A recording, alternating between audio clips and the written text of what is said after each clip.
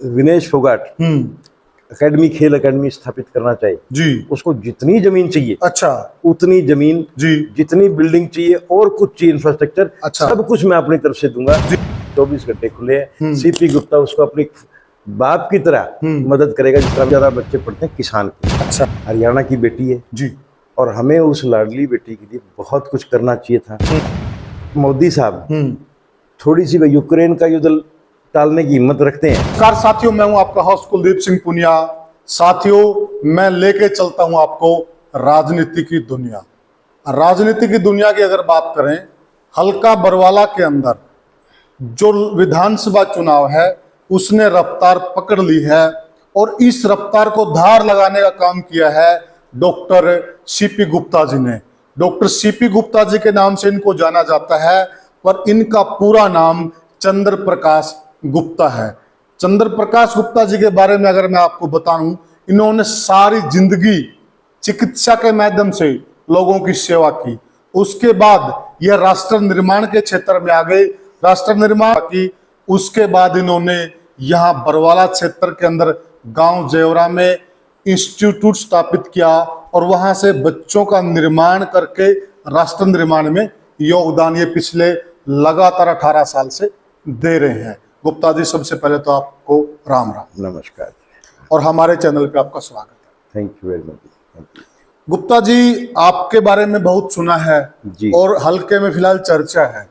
मानव नाम सुनते हैं जी। तो आपने अपने संस्थान का नाम मानव ही क्यों रखा? इसके पीछे क्या राज है? कोई राज नहीं है, एक्चुअली एक सोच है जी। मेरी सोच थी कि जब तक समाज का युवा वो एक व्यक्ति नहीं बनेगा, हाँ, तो हमने व्यक्ति निर्माण को लेके ये सिस्टम शुरू किया था। अच्छा। इसके लिए हमने एक संस्था बनाई थी जिसका नाम है मानव निर्माण समिति। अच्छा। मानव निर्माण समिति के अंदर में हमने ये कॉलेज शुरू किए थे, मानव इंस्टीट्यूट। बहुत सारे कॉलेज हैं और सभी कॉलेज ऐसे हैं जो कि शिक्षा के साथ ऐसी एजुकेशन देते हैं जिसको हम प्रोफेशनल एजुकेशन भी कह देते हैं जी, लेकिन हर बच्चे को रोजगार मिल सके जी, और रोजगार के अलावा ऐसी शिक्षा मिले, अगर वो रोजगार ना भी करे तो समाज में उससे अपना भरण पोषण अपने परिवार का कर सके। जी।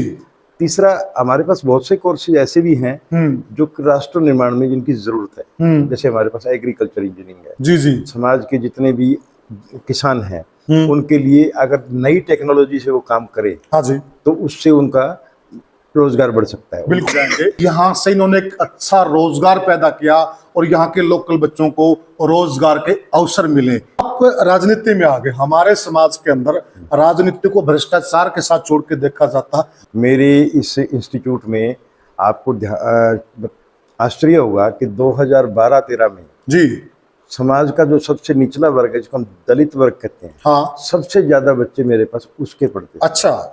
दूसरा, मेरे पास सबसे ज्यादा बच्चे पढ़ते हैं किसान के। अच्छा।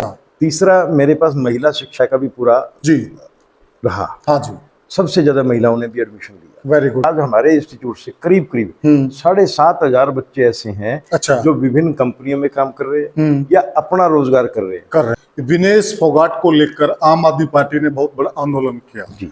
आप क्या चाहते हैं विनेश फोगाट को लेकर कि क्या होना चाहिए विनेश फोगाट जी के साथ? पहली बात तो विनेश फोगाट हरियाणा का एक बहुत बड़ा मान है। हरियाणा की बेटी है जी, और हमें उस लाडली बेटी के लिए बहुत कुछ करना चाहिए था, लेकिन भारतीय जनता पार्टी ने एक राजनीतिक तरीके से उस खिलाड़ी की एक मानसिक रूप से जो हत्या की है, उसके लिए हम बड़ा विरोध दर्ज करा चुके हैं और आगे भी हमारा विरोध है। ठीक है। अगर मैं विनेश फोगाट मेरे बच्चों के बराबर है, मैं अपनी तरफ से ये कहना चाहूंगा मेरे मानव इंस्टीट्यूट में, अच्छा, अगर विनेश फोगाट एकेडमी, खेल एकेडमी स्थापित करना चाहे जी, उसको जितनी जमीन चाहिए, अच्छा, उतनी जमीन जी, जितनी बिल्डिंग चाहिए और कुछ चाहिए इंफ्रास्ट्रक्चर, अच्छा, सब कुछ मैं अपनी तरफ से दूंगा। जी। अगर विनेश फोगाट को लगता है कि हम किसी काबिल हैं, हम उसकी सहायता कर सकते हैं, जी, तो मानव इंस्टीट्यूट के दरवाजे उसके लिए 24 घंटे खुले हैं। सीपी गुप्ता उसको अपनी बाप की तरह मदद करेगा, जिस तरह मैं अपनी बेटियों की करता हूँ। जमीन भी देगा, बिल्डिंगें भी देंगे और भी इंफ्रास्ट्रक्चर के लिए कुछ खर्च करना पड़ेगा, करेंगे अगर वो चाहे तो यहाँ पे अपने एकेडमी स्थापित कर ले। ब्रेकिंग न्यूज है साथियों, डॉक्टर सीपी गुप्ता जी ने बहुत बड़ी बात कर दी और बहुत बड़ी घोषणा कर दी है विनेश फोगाट को लेकर। इनका साफ साफ कहना है, डॉक्टर साहब की 2 बिटियां हैं, 1 बेटा है। डॉक्टर साहब की एक बिटिया डॉक्टर हैं, एक बिटिया जेपी मॉर्गन बैंक में बड़ी अधिकारी हैं।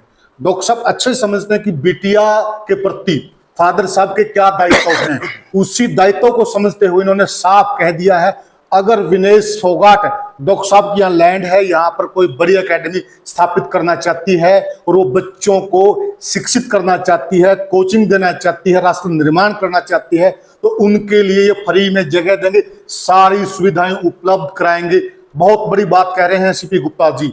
सीपी गुप्ता जी, आपने बहुत बड़ी घोषणा कर दी है, ऐसे तो नहीं कर दी है या फिर इसके नहीं, ये इसके पीछे बड़ा सिंपल सी बात है। अच्छा, वो हरियाणा की बेटी है, अगर वो यहाँ अकेडमी स्थापित करती है। अच्छा, मैंने ये जो मानव इंस्टीट्यूट बना रखा है ग्रामीण क्षेत्र में बना रखा है। हाँ, मेरे नजदीक कोई बड़ी सड़क भी नहीं है, सिर्फ इसलिए बना रखा है। कोचिंग एकेडमी भी नहीं है यहाँ, हाँ, खेल अकेडमी भी नहीं है, खेल अकेडमी भी नहीं है। तो मैंने इसलिए मेरी मंशा जब स्थापित की थी तो पहले दिन ये थी कि गांव की सेवा करनी है। ये भी गांव की सेवा का एक रूप है। अगर विनेश फोगाट यहाँ अकेडमी स्थापित करती है तो इस ग्रामीण क्षेत्र को, हिसार जिले को और पूरे हरियाणा को बड़ा जबरदस्त लाभ मिलेगा। अनेकों विनेश फोगाट मिल सकती है। सीपी गुप्ता इसमें प्रॉफिट का एक पैसा नहीं लेगा। क्या बात है। अगर वो करना चाहे तो मैं तैयार हूं। साथियों, यह एक ऐसा कदम होगा पूरे हरियाणा के लिए क्रांतिकारी। अभी एक विनेश फोगाट है, अगर विनेश फोगाट जी इस प्रस्ताव को स्वीकार करती हैं तो पूरे हरियाणा से अनेक विनेश फोगाट पैदा हो सकती हैं इस एक निर्णय के द्वारा। आगे बढ़ते हैं हम, तो बरवाला को लेकर जिस हल्के से आप चुनाव लड़ना चाहते हैं, उस हल्के में कई नव युवक कह लीजिए या कई युवा नेता कह लीजिए, काफी कुछ बहुत कुछ बोल रहे हैं, बहुत बड़ा बड़ा रोड मैप दे रहे हैं लोगों को, बहुत बड़े बड़े वादे भी कर रहे हैं। और सीपी गुप्ता जी एक अनुभवी आदमी हैं, तो सीपी गुप्ता जी के दिमाग में क्या रोड मैप है बरवाला के विकास को लेकर? बहुत साधारण सी बात है। बरवाला हरियाणा का सबसे पिछड़ा हुआ एरिया है जी।